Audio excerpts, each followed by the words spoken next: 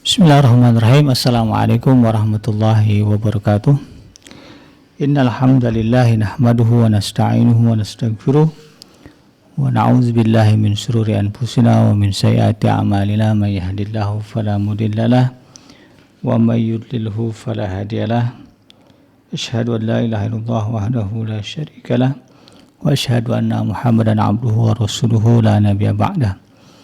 Allahumma salli wa sallim ala hadha nabil karim wa ala alihi wa ashabihi wa man tabi'ahum bi ihsanin ila yaumiddin.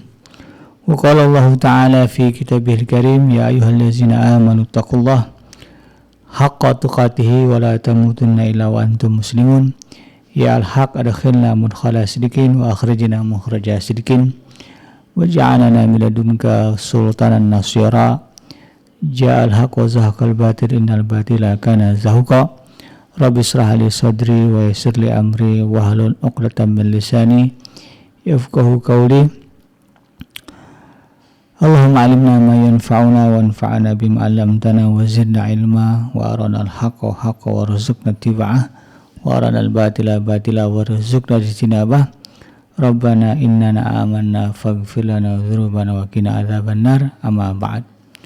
Alhamdulillah, segala puji dan syukur adalah milik Allah, Tuhan semesta alam yang telah menciptakan kita dari tidak ada menjadi ada, dan karena rahmat dari Allah Subhanahu wa Ta'ala kembali kita berjumpa di udara di gelombang 1044 AM iDream Radio Successful Muslim Family dalam program Hikmah, himpunan kisah dan motivasi hidup, di mana insyaallah kita akan coba mempelajari berbagai hal yang mudah-mudahan bisa menambah keimanan kita kepada Allah, mengukuhkan ketakwaan kita kepada Allah, dan meningkatkan kualitas kebahagiaan hidup kita di dunia dan juga di akhirat.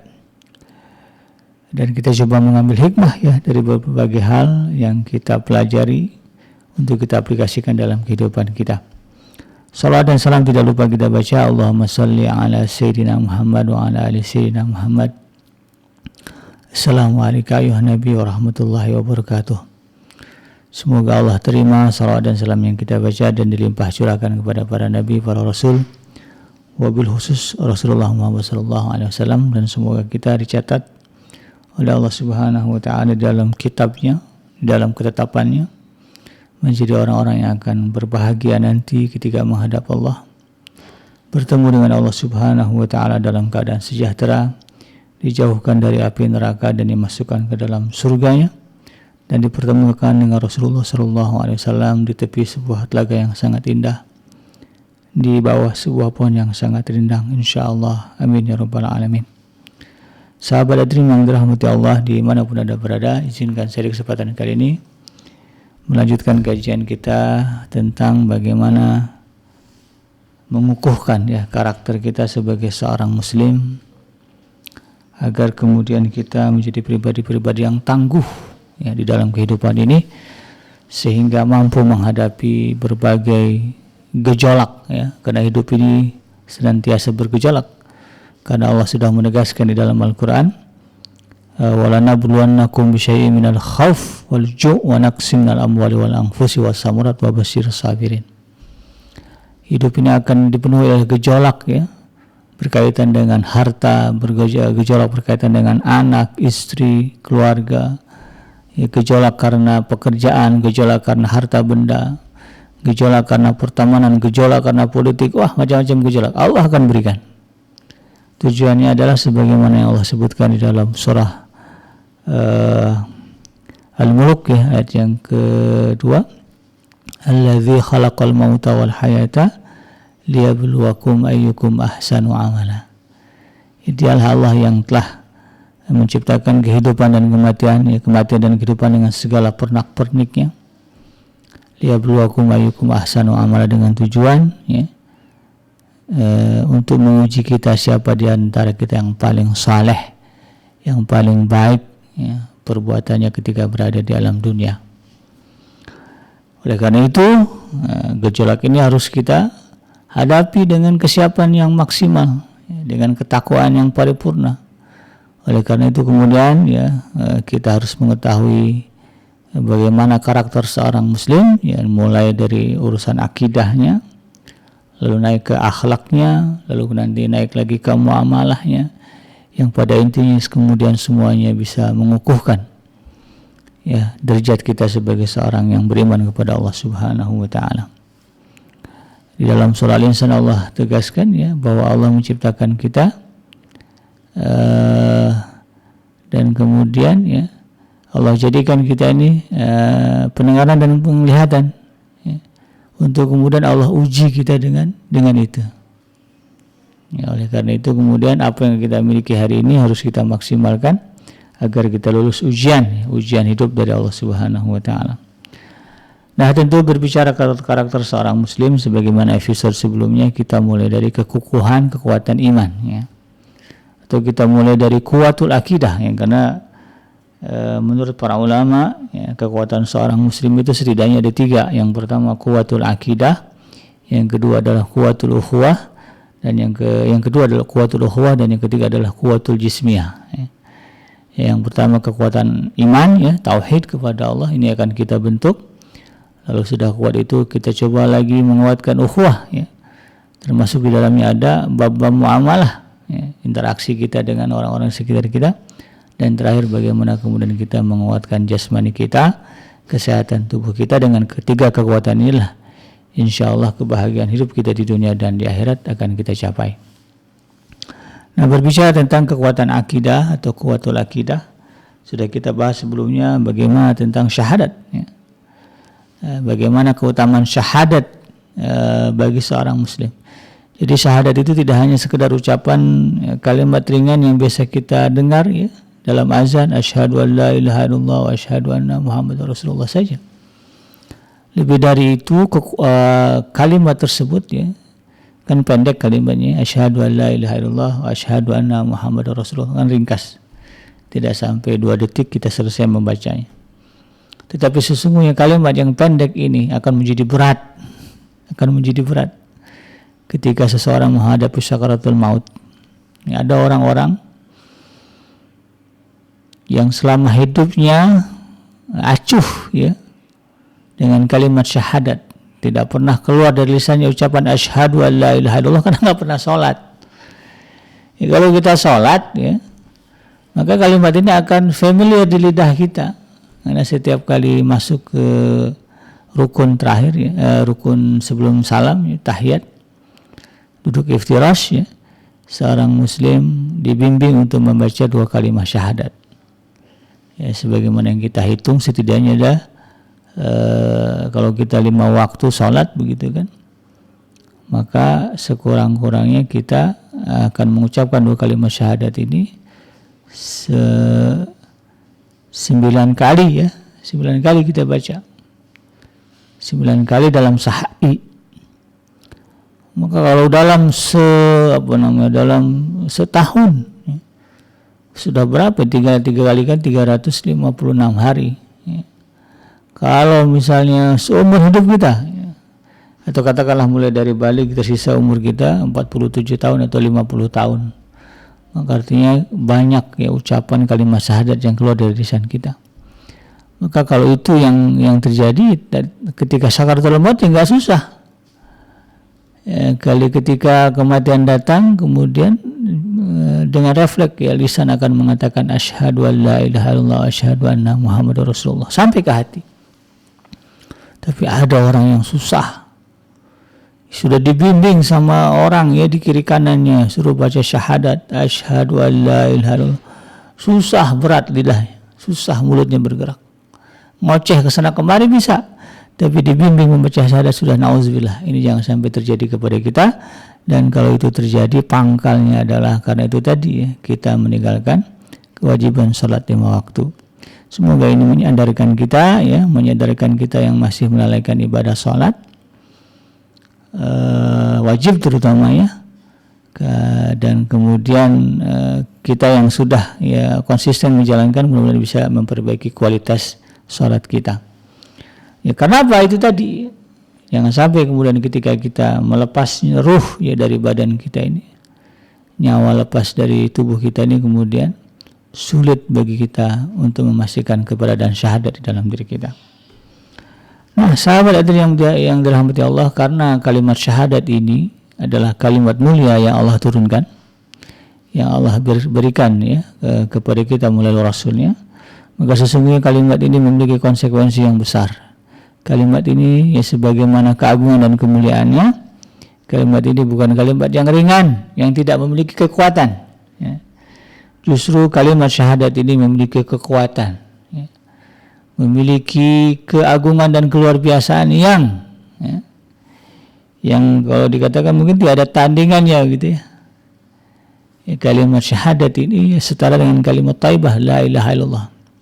Karena dalam syahadat itu kan ada kalimat tauhid, ada kalimat thayyibah. Nabi Allah Nuh alaihissalam mengatakan seandainya ia berwasiat kepada putranya sebagaimana disebut di dalam kitab Al-Imam Ibnu Katsir, di dalam kitab Qasasul Anbiya ya, ketika beliau akan wafat, beliau berwasiat kepada putra-putranya. Salah satu wasiatnya adalah seandainya dibuat satu timbangan begitu ya, di sebelah timbangan, di dalam timbangan itu satu sisi diisi dengan bumi dan seluruh isinya, langit dan bumi dan sisinya, di satu sisi diletakkan kalimat la ilaha illallah, maka tentu kalimat la ilaha illallah itu lebih berat daripada langit, bumi dan sisinya. Ini kan luar biasa. Jadi oleh karena itu dari sini kita jangan menganggap sepele kalimat ini. Imam Al-Ghazali di dalam kitabnya, yaitu kitab Faisal At-Tafriqah ya. Kitab Faisal At-Tafriqah, At-Tafriqah Bainal Islam wal Zandaqah ya. Beliau mengatakan kekufuran, yaitu keingkaran kepada Allah Subhanahu wa taala, atau kekafiran ya, yang mengeluarkan pelakunya dari agama ya, Islam itu adalah mendustakan Rasul pada satu perkara yang datang darinya.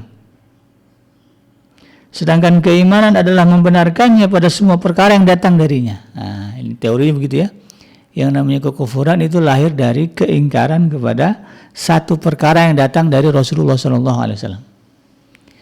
Ya, kalau Rasulullah sudah menetapkan satu perkara dalam bab agama Islam, yaitu ketetapan Rasulullah SAW, ya, lalu kemudian kita ingkari, maka sesungguhnya kita sudah bisa, sesungguhnya hal itu sudah bisa mengeluarkan seseorang dari Islam.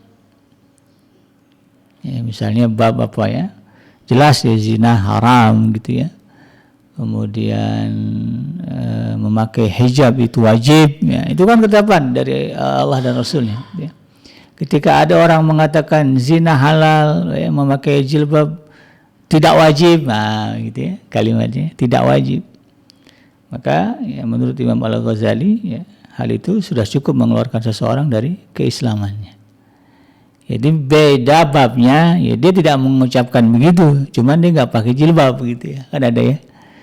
Ya kalau ditanya kenapa nggak pakai jilbab, nunggu hidayah, ya. Dia nggak mengatakan kan nggak wajib. Nah kalau itu yang keluar dari lisannya, ya jelas dia keluar dari Islam. Tapi kalau dia mengatakan belum siap, ya, belum dapat hidayah, nanti insya Allah akan saya pakai, itu nggak ada. Ini persoalannya lain cerita, ya. Yang tidak mengeluarkan dirinya dari Islam. Tapi kalau sudah mengingkari, ya, atau mendustakan ya, satu hal yang sudah jelas-jelas menjadi ketetapan di dalam Islam yang ditetapkan oleh Rasulullah SAW, menurut Imam Al-Ghazali di dalam kitab Faisal At-Tafriqah Bainal Islam wal Zandaqah ya, wal Zandaqah adalah itu tadi ya, keingkaran kepada satu perkara yang datang dari Rasulullah. Sedangkan keimanan adalah membenarkan semua perkara yang datang darinya. Jadi kalau kita mengukur sejauh mana kesempurnaan iman kita, sejauh mana kita membenarkan semua yang datang dari Rasulullah SAW. Jadi derajat iman kita ya, dengan orang-orang sekitar kita dibedakan dari kualitas amalan kita di dalam membenarkan apa yang datang dari Rasulullah SAW. Katakanlah ya, kalau dirunut ternyata apa yang datang dari Rasulullah SAW itu ada 1000 amalan, nah ya 1000 hal, 1000 perkara. Ini bicara sumpama. Maka itu jadi level, ya ada orang baru sanggup 700, ya kalah sama orang yang sudah 900 ya, mengamalkan apa yang diperintah Rasulullah SAW. Nah, kurang lebih seperti itu. Jadi kata Imam Al-Ghazali, setiap orang kafir adalah orang yang mendustakkan Rasul, dan setiap orang yang mendustakkan Rasul maka dia adalah orang kafir. Ini adalah tanda yang senantiasa ada dan nampak. Jadi kalau bab ingkar mengingkari, kafir dan tidak kafir itu babnya adalah ya itu bisa ada hal bab apa? Itu adalah hal yang sebetulnya bisa dilihat. Kalau orang sudah berkuar-kuar ya mengingkari apa yang datang dari Rasulullah SAW, mengingkari ajaran Islam yang sudah sepakat dan mutlak ada keberadaannya, maka itu mudah sekali kita kita ya, kita kenali sebagai sebuah kekafiran. Jadi kalau hari ini ada orang yang mempersoalkan ajaran Islam ya, mengingkari ajaran Rasulullah SAW, tapi kononnya dia mengaku Islam, nanggung ya. Keluar aja ya dari Islam, biar jelas ya barisannya ada di mana ya, ada di barisan musuh apa ada di barisan kawan begitu. Itu kata Imam Al-Ghazali. Jadi sebetulnya ini menjadi warning juga ya bagi kita untuk tidak kemudian dengan mudah mengatakan sesuatu ya, amalan yang datang dari Rasulullah SAW sebagai sebuah kepalsuan, kebohongan, kedustaan. Ya, dengan mudah mengatakan sholat 5 waktu kan tidak ada perintahnya, nah, gitu. Tidak ada perintah di dalam Al-Quran, seolah-olah opininya adalah ya, sholat 5 waktu itu tidak wajib gitu. Ini bahaya ya. Padahal Rasulullah sudah menegaskan shollu kama ra'aitumuni usolli. Salatlah kalian sebagaimana kalian salat. Kalau kita tidak batasi sebatas salat wajib ya. Kalau kita tidak batasi sebatas salat wajib, maka orang yang mengatakan ya yang mengklaim gitu salat 5 waktu itu tidak ada di dalam perintah agama, ini lebih berat lagi. Kenapa? Karena Rasulullah SAW bahkan mengerjakan salat itu bukan hanya sebatas 5 waktu ya, ada waktu-waktu yang lain yang Rasulullah kerjakan, dan yang paling banyak adalah salat malam. Kalau sholat 5 waktu aja dia udah malas ya, apalagi kalau ngikut Rasulullah sampai sholat malam. Rasulullah itu memaksimalkannya. Maka ini luar biasa, adalah sebuah kebodohan ya. Kemudian Al-Imam Syekhul Islam Ibnu Taimiyah di dalam kitabnya Al-Iman mengatakan, siapa yang memiliki keimanan dalam hatinya terhadap Rasul dan terhadap apa yang datang dari Rasul, namun ia keliru dalam sebagian yang ia takwilkan berupa hal-hal yang dianggap sebagai sebuah bid'ah, maka seandainya pun ia menyuruh kepada bid'ah tersebut, maka pada asalnya ia tidaklah kafir. Nah, ini juga menjadi sebuah peringatan ini ya, kepada kita yang mudah sekali mengkafirkan seseorang karena menilai ada amalan bid'ah. Ini Imam Ibnu Taimiyah sendiri ya, di dalam kitab Al-Iman mengatakan, kalaulah ya seseorang itu karena keterbatasan begitu ya, keterbatasan dalam dirinya, lalu kemudian keliru menakwilkan ya perkara-perkara dalam urusan agama, lalu kemudian pada hakikatnya jatuh ke dalam satu hal yang disebut dengan bid'ah ya, hal-hal yang baru, maka ketika dia menyuruh kepada hal itu, kata Imam Ibnu Taimiyah ya, tidaklah kemudian dia masuk atau jatuh kepada kekafiran. Jadi jangan gampang sekali bilang kafir. Kenapa? Karena kamu berbuat bid'ah. Imam Ibnu Taimiyah sendiri mengatakan demikian. Tidak mudah untuk mengkafirkan seseorang karena amalan-amalan yang dinilai sebagai sebuah hal yang baru atau bid'ah.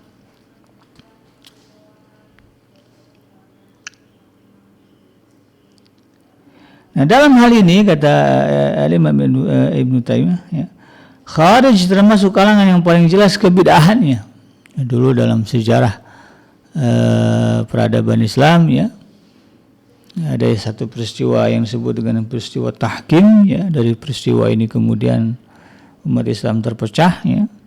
Ada yang berpihak kepada Sayyidina Ali bin Khattab, Sayyidina Ali bin Abi Thalib, maaf. Ada juga yang kemudian berpihak kepada Muawiyah, ya, bin Abu Sufyan. Lalu kemudian ada yang keluar dari keduanya, ya. Keluar, ya, yang tidak memihak ini, ya, ada dua juga, ya. Ada yang pada pendirian menganggap semuanya baik, menganggap semuanya benar, memaklumi semuanya, seperti Sayyidina Usamah bin Zaid, ya. Beliau termasuk orang yang tidak berpihak, tetapi kemudian beliau tidak merendahkan Sayyidina Ali, tidak merendahkan pihak Muawiyah, dan menganggap keduanya sama-sama kaum muslimin. Tetapi kemudian ada juga yang keluar dari kelompok ini dan kemudian menyalahkan semuanya. Ya, ini yang disebut dengan kelompok Khawarij, ya. Nah, menurut Imam Ibnu Taimiyah, kalau bicara bid'ah, ya, Khawarij lebih kejelas kebidahannya, lebih jelas permusuhannya, dan lebih jelas, ya, bagaimana dia mengkafirkan kaum muslimin. Namun tak seorang pun dari sahabat Rasulullah SAW, menurut Imam Ibnu Taimiyah, ya, yang kemudian mengkafirkan mereka. Bahkan Sayyidina Ali yang dihujat oleh orang-orang Khawarij juga tidak mengkafirkannya. Tidak juga sahabat-sahabat yang lain. Bahkan para sahabat yang menghukumi Khawarij dengan sahabat yang lain, ya. Bahkan para sahabat yang menghukumi Khawarij dengan hukum yang diterapkan kepada orang-orang Islam lainnya yang zalim dan bermaksiat serta tidak sampai menghukumi kafir. Jadi paling banter pun sahabat hanya menghukumi orang-orang Khawarij ini, ya, yang sudah jelas kebidahannya, sudah jelas permusuhannya, ya. Sudah jelas pula bagaimana takfirnya, begitu, ya, ya. Tabiat takfir mengkafirkan orang lain. Bagi Imam Ibnu Taimiyah dikatakan, ya, dalam sepengetahuan ilmu beliau, ya, para sahabat hanya menghukumi mereka sebagai orang-orang zalim, orang-orang Islam yang berbuat zalim atau berbuat maksiat. Tidak lebih dari itu. Tidak menghukumi mereka sebagai orang-orang kafir. Nah, demikian pula dengan 72 golongan yang lain. Nah, ini di dalam sebuah hadisnya, ya, Rasulullah SAW pernah mengatakan, ya, ini dari Abu Hurairah radhiyallahu anhu, bahwa Rasulullah SAW bersabda, "Iktaraqal yahudu ala ihda'i aw isnaini wa sab'ina firqah." Ya, kata Rasulullah SAW, orang-orang Yahudi itu telah terpecah menjadi 71 atau 72 golongan. Ya. Wa tafarraqatin nasara, dan orang-orang Nasrani juga terpecah ala ihda au isnaini wa sab'ina firqah. Juga sama terpecah ke dalam 71 atau 72 golongan.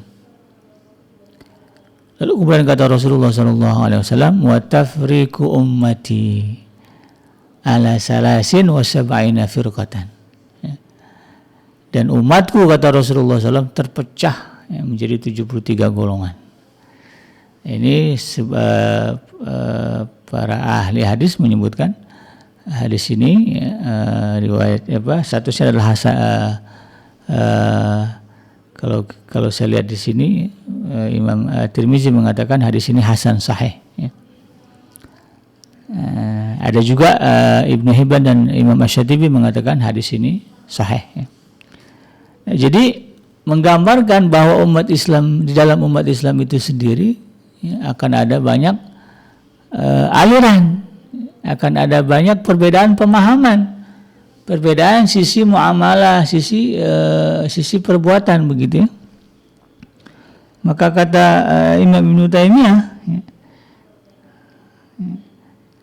kalaulah dari 72 golongan atau 73 golongan yang disebut 72, gini loh.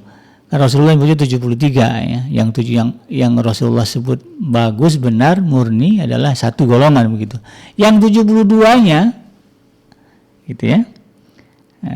Kata Imam Ibnu Taimiyah menyebutkan, nah, siapa di antara mereka, ya, dari 72 golongan kaum muslimin ini lalu kemudian menjadi munafik, maka ia adalah orang kafir secara implisit. Sedangkan siapa saja di antara mereka yang beriman kepada Allah dan Rasulnya di dalam batin, maka ia bukanlah orang kafir meskipun ia salah dalam melakukan ta'wil apapun kesalahannya. Nah, jadi kalau jatuhnya munafik ya, secara implisit dia kafir. Tetapi katakanlah ya kesalahan-kesalahan dalam ta'wil itu ya, di dalam memahami teks hadis, pengamal, sehingga kemudian lahirlah perbuatan-perbuatan ya, amalan-amalan, ibadah-ibadah yang kemudian ternyata di sisi Allah sebagai sebuah kekeliruan begitu ya. Maka kata Imam Ibnu Taimiyah, itu pun tidak kemudian sampai menjatuhkan muslim ya, seorang muslim menjadi kafir ya, apapun kesalahannya.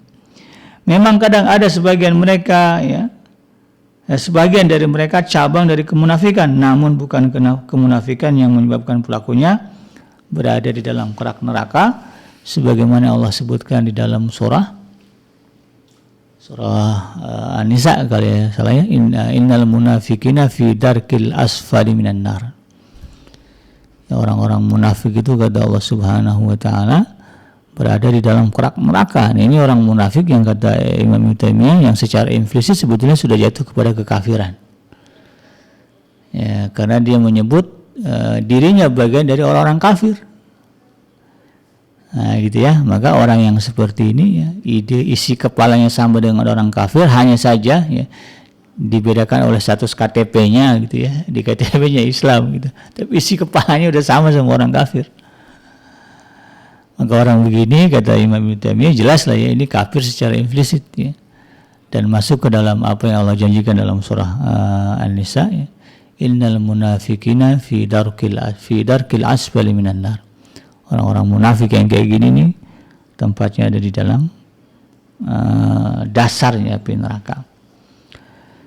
Dan kata Imam Taimiyah, barang siapa yang mengatakan setiap kelompok dari 72 golongan itu adalah kafir dengan kekafiran yang menyebabkan keluar dari agama, maka sesungguhnya ia telah menyelisih Al-Quran, menyelisih sunnah, menyelisih ijma' para sahabat, bahkan ijma' para imam yang 4 dan ijma' para imam yang lainnya, karena tak seorang pun dari mereka yang mengkafirkan salah satu dari 72 golongan itu. Nah, ini juga menjadi peringatan bagi kita ya, jangan mudah menunjuk ke orang karena perbedaan amal ya, perbedaan ibadah ya, maksudnya perbedaan tata cara di dalam melakukan perkara fikih ya, kemudian juga muamalah ya. Kenapa? Karena itu semua kan lahir dari ta'wil ya, ta'wil. Dan kekeliruan pada ta'wil itu ya, jangan kemudian kita sikapi dengan kemudahan menyebutkan kamu kafir ya. Gara-gara misalnya yang satu mentakwilkan ya, tidak ada itu doa-doa bagi orang yang sudah meninggal ya, tidak ada itu tahlil gitu kan, takwilnya begitu berdasarkan apa yang dia pahami. Lalu kemudian ada orang yang punya pemahaman berbeda, mentakwilkannya ya boleh, tidak masalah, bahkan ini dianggap penting begitu untuk kebaikan dan kemaslahatan orang yang ditinggalkan. Maka kemudian jangan saling tuduh ya, saling menyebut kamu kafir ya. Kenapa? Karena di zaman Rasulullah, di zaman para sahabat sendiri, orang-orang yang memiliki penakwilan yang berbeda. Ini kalau berbicara tahkim itu perbedaan penakwilan ya, pihak Muawiyah punya takwil sendiri, pihak Sayyidina Ali punya takwil sendiri, termasuk orang-orang yang mendukung keduanya, dan yang keluar dari itu juga punya takwil sendiri. Tetapi itu kemudian tidak menghukumi mereka menjadi orang-orang kafir ya, ketika para sahabat ini masih hidup. Paling banternya disebut sebagai orang zalim. Maka kalau ada kita yang kemudian berani begitu, wah ini yang benar, yang sebenar-benarnya bid'ah. Jadi mengkafirkan orang dengan mudah itu bid'ah. Mengkafirkan orang karena amalan bid'ah ya. Mengkafirkan seseorang karena amalan bid'ah, kalau kata Imam Ibnu Taimiyah itu yang bid'ah ya. Ini harus kita pahami. Dan tidak ada pendapat yang berbeda dengan Imam Ahmad ya, dan juga para imam yang lain seperti Imam Malik, Imam Abu Hanifah, Imam Syafi'i, bahwasanya mereka tidak mengkafirkan Murji'ah yang mengatakan bahwa keimanan adalah ucapan tanpa amal. nas-nas syariat telah tegas melarang pengkafiran ya, atau mengkafirkan Khawarij, Qadariyah dan yang lainnya. Walaupun mereka memenjarakan dan mencambuk Imam Ahmad, membunuh sekelompok ulama dan menyalib sebagian yang lainnya dan menimpakan banyak masalah kepada agama Islam dan kaum muslimin. Ya. Sebagian yang lain dan bahkan sekalipun ta'til ya, atau mengingkari apa yang wajib ditetapkan bagi Allah dari mana sifat-sifatnya, itu bahkan lebih buruk dari syirik gitu ya. Imam Ahmad telah tetap memohonkan rahmat dan ampunan untuk mereka, dan beliau mengatakan, aku tidak mengetahui bahwasanya mereka adalah orang yang mendustakan Rasulullah SAW dan tidak pula ingkar terhadap apa yang dibawanya, melainkan mereka adalah orang yang melakukan ta'wil, kemudian mereka keliru dan mengekor kepada orang yang keliru. Nah, jadi betapa bijaknya Imam Ahmad ya, beliau pernah dicambuk ya, dipenjarakan, dicambuk dalam peristiwa yang disebut dengan sebagai peristiwa mihnah ya. Tetapi beliau kemudian tidak mengkafirkan mereka yang melakukan kesalahan itu. Tetapi beliau mengatakan dengan kalimat tadi ya, aku tidak mengetahui bahwa mereka adalah orang yang mendustakan Rasulullah. Jadi beliau juga nggak pasti apa iya mereka itu mendustakan Rasulullah ya, sehingga kemudian berhak atau layak menyandang gelar kekafiran begitu. Beliau tidak tahu. Sudah sedemikian rupa yang ditimpakannya kepada Imam Ahmad ya. Dan beliau mengatakan dan tidak pula ingkar terhadap apa yang dibawanya. Ya mereka itu kan bukan orang yang bukan orang yang mendustakan Rasulullah, tidak juga ingkar terhadap apa yang dibawanya. Tetapi sesungguhnya mereka, kata Imam Ahmad, kata Imam Ahmad bin Hanbal, mereka adalah orang yang keliru di dalam mentakwilkan agama dan atau mengikuti orang-orang yang keliru mentakwilkan agama. Sebatas itu saja. Tidak keluar kalimat mereka adalah orang kafir. Maka aneh jika kemudian orang-orang yang mengklaim mengikuti Imam Ahmad ya, tapi mudah sekali mengkafirkan orang-orang Islam. Ini tidak boleh, ini tidak benar ya. Imam Hasan Al-Banna berkata dalam kitab Usul Isrin ya, dari risalah Ta'lim dalam rukun Al-Fahmu, apa kata beliau? Beliau mengatakan, kita tidak mengkafirkan seorang muslim yang mengikrarkan dua kalimat syahadat dan mengamalkan kandungan dari kedua kalimat itu serta melaksanakan perkara-perkara yang wajib, baik karena cenderung pada pendapatnya atau karena kemaksiatannya, kecuali apabila ia menyatakan kata-kata kufur atau mengingkari sesuatu yang telah diketahui seseorang sebagai bagian dari krusial dari agama, atau mendustakan Al-Quran secara terang-terangan, atau menafsirkannya dengan cara-cara yang tidak sesuai dengan kaidah bahasa Arab, atau melakukan sesuatu amalan yang tidak mungkin ditakwilkan kecuali dengan kekufuran. Nah, jadi Imam Hasan Al-Banna sampai menegaskan sedemikian rupa. Ya, ini menunjukkan betapa kalimat syahadat yang diucapkan oleh seorang muslim ya, yang terpatri dalam diri seorang muslim ini memiliki kekuatan yang luar biasa, bisa menangkal kekafiran, bisa menangkal kemurtadan ya, karena kita tahu ya yang ada di dalam surganya Allah Subhanahu wa taala adalah orang-orang yang beriman. Ya. Orang-orang yang beriman. Maka ya, haram surga itu bagi orang-orang yang kafir. Ya, kalau sampailah kata kafir itu melekat dalam diri seseorang, maka tidak ada harapan dia masuk ke dalam surga. Sebagaimana yang Allah sebutkan di dalam surah Al-Bainah ya, innal ladzina kafaru min ahlil kitabi wal musyrikina fi nari jahannam khalidina fiha ulaika hum syarrul bariyah. Sesungguhnya orang-orang yang innal ladzina kafar, sesungguhnya orang-orang yang telah ingkar kepada Allah, orang-orang kafir kepada Allah, min ahlil kitab ya, dari orang-orang yang diberikan Alkitab, dan kemudian dari orang-orang musyrikin, dari orang musyrik ya, kata Allah Subhanahu wa taala, fi nari jahannam khalidina fiha, mereka berada di dalam api neraka dan kekal di dalamnya. Ulaika hum syarrul bariyah, dan mereka adalah seburuk-buruk makhluk. Jadi Allah sudah mengkhususkan menyediakan tempat yang disebut sebagai neraka, yang di situ dihuni oleh orang yang disebut sebagai makhluk yang paling buruk, syarrul bariyah. Kadang-kadang kita sombong kan ya, sombong kepada makhluk Allah yang lain yang kita anggap lemah, yang kita anggap buruk ya. Padahal sesungguhnya ada makhluk yang Allah sebut sebagai paling buruk, yang tidak ada tempat yang layak bagi makhluk itu kecuali nerakanya Allah. Apa itu? Siapa itu? Orang-orang yang ingkar kepada Allah Subhanahu wa taala. Makanya kemudian status keingkaran, status kekafiran ini berat. Resikonya besar ya. Menjerumuskan kita ke dalam nerakanya Allah Subhanahu wa taala. Dan jangan pernah berkata enggak apa-apa masuk neraka, paling sebentar-bentarnya di neraka ya, tidak akan ada orang sanggup menahan siksanya. Kadang-kadang ada orang berseloroh begitu ya. Enggak apa-apa masuk neraka, yang penting nanti masuk surga. Dia pikir neraka itu pinggir kali gitu ya, atau laut. Neraka itu seburuk-buruk tempat. Neraka itu tempat penyiksaan yang orang tidak akan sanggup walaupun hanya sesaat berada di dalamnya. Ini jangan sampai kita jadi orang bodoh begitu ya.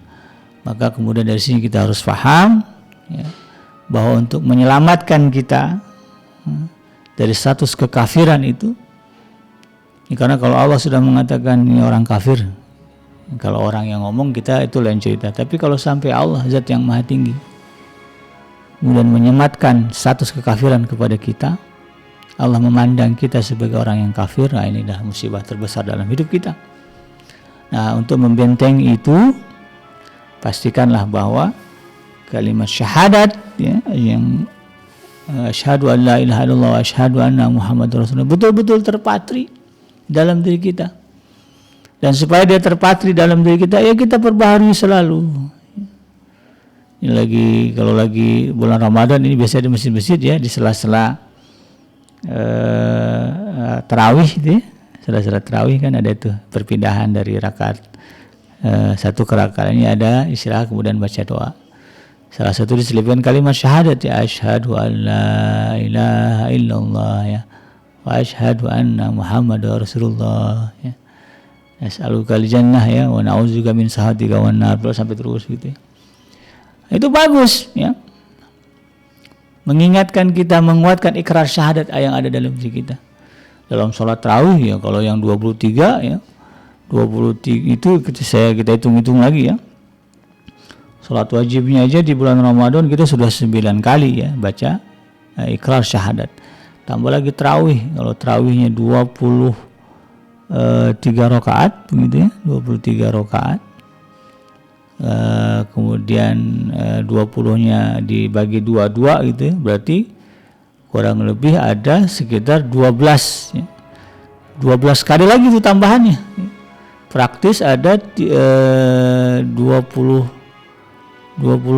ya, 21 kali kalau kita di bulan Ramadan ini dalam sehari ya, di dalam 21 kali dalam bulan Ramadan kita sekurang-kurangnya gitu mengikrarkan 2 kalimat syahadat. Nah, makanya harus semangat ya datang ke masjid ya, kemudian ikut berjamaah ya. Atau setidaknya di keluarga begitu ya, kalau khawatir karena pandemi belum beres begitu ya, atau nggak kuat pakai masker ke masjid ya, di masjidnya diatur pakai masker, ini aduh nggak kuat dipakai masker gitu. Kalau memang itu alasannya ya, di rumah lah bersama dengan keluarga. Buat bangkitkan semangat itu. Karena apa? Ini membantu anak-anak kita, keluarga kita memperbarui dan menguatkan ikrar kalimat syahadat. Karena dengan itulah kemudian ya, kalau sudah kokoh kalimat syahadat di dalam diri kita, kita akan terbebas, terjaga, terlindungi dari status kekafiran. Ya, karena kalau syahadat itu senantiasa ada di dalam diri kita, ya, sampai pada level tadi ya, sebagaimana disebutkan oleh Imam Ahmad, kemudian juga Imam Hasan Al-Banna, Ibnu Taimiyah, Imam Al-Ghazali ya, bahwa kekeliruan di dalam penafsiran, seandainya kita salah memahami nas ya, memahami dalil, lalu kemudian lahirlah perbuatan yang dianggap keliru ya di sisi Allah nih. Kadang-kadang kan keliru menurut orang ya belum tentu keliru menurut Allah gitu ya, karena manusia ini memiliki keterbatasan. Tapi kalaulah kemudian keliru ya di sisi Allah Subhanahu wa taala, maka kekeliruan itu sebagaimana yang disebut Rasulullah sallallahu alaihi wasallam ya, yang namanya mujtahid ya, ketika dia mengeluarkan hukum, kalau dia benar dia dapat 2 pahala. Tapi kalau kemudian ijtihadnya salah, dia dapat 1 pahala, bukan tidak dapat pahala, dapat dosa, tidak. Tapi Rasulullah katakan dia dapat 1 pahala. Artinya dia terbebas dari dosa begitu, karena kekeliruan yang didasarkan oleh keimanan, gitu ya. Bukan kekeliruan yang didasarkan oleh kekafiran kepada Allah Subhanahu wa taala. Nah, ini yang kemudian harus kita pahami dan harus terpatri dalam diri kita, bahwa kita harus menjaga ya kemantapan 2 kalimat syahadat ini. Cara yang paling mudah itu saja ya. Setidak-tidaknya sholat 5 waktu tidak boleh tinggal ya. Kita kerjakan dalam kondisi apapun, karena disitulah kita mengikrarkan 2 kalimat syahadat. Langsung disaksikan Allah, karena kan sholat itu antara kita dengan Allah. Di luar sholat ya tidak ada tidak ada ikatan resminya begitu ya kalau di luar sholat. Tapi kalau sudah kalau di dalam sholat itu kan kita sudah buat satu ikrar ya. Sholat ini nggak boleh dalam sholat nggak boleh diganggu gitu ya. Ada waktu, ada ruang dan waktu di mana kita di saat itu menghususkan diri kita berinteraksi, berkomunikasi dengan Allah Subhanahu wa taala secara langsung. Dan pada momen itulah kemudian kita mengikrarkan ya 2 kalimat syahadat, asyhadu an la ilaha illallah wa asyhadu anna muhammadar rasulullah. Tentu ini menjadi spesial, ini menjadi pengukuh kekuatan syahadat kita. Makanya kalau orang sholatnya sudah mulai tinggal, itu gampang banget tuh ya, walaupun hafal Al-Quran sekian 30 juz ya, tapi kalau sholat ditinggalin udah gampang tuh. Kalau udah ragu dengan sholatnya, udah mulai malas mengerjakan sholatnya, itu udah mudah aja untuk digelincirkan oleh setan keluar dari keimanan. Ini harus kita pahami, ini harus kita sadari. Ada orang begitu, ada ya. Ya, bisa dilihat di dalam sejarah ya. Ada orang-orang yang pada awalnya dikenal sebagai orang yang kuat keimanannya, lalu kemudian dia meninggalkan Islam, atau bahasa agamanya murtad ya. Ya, dengan berbagai motif ya dan juga modus. Tetapi pada dasarnya kalau saya pribadi menilai, itu dimulai dari keengganannya melakukan sholat ya, karena orang munafik itu sendiri ya, kalau kita berbicara bagaimana pentingnya ibadah sholat ya, Allah Subhanahu wa taala menegaskan di dalam surah An-Nisa itu ya, ketika berbicara tentang orang munafik ya, orang-orang munafik ini salah satu tandanya adalah wa idza qamu ila shalah ya, kalau mereka berdiri untuk melaksanakan sholat, qamu kusala, mereka malas, yura'unan nas, dan mereka kalaupun mau mengerjakan itu, penyemangat mereka adalah mereka ingin dilihat orang ya, ingin riya ya, ingin dipandang orang sebagai orang Islam, bagian dari orang Islam, bahkan ingin disebut sebagai orang soleh ya. Itu yang menjadi motivasi mereka. Maka Allah sebut ya yukhadi'un Allah, mereka menipu Allah dengan begitu. Wa huwa yukhadi'uhum, dan Allah menipu mereka kembali. Mereka sangka mereka bagian dari orang yang akan diselamatkan Allah, ternyata tidak. Allah katakan innal munafiqina fi darkil asfali minan nar. Orang-orang munafik itu berada dalam kerak neraka.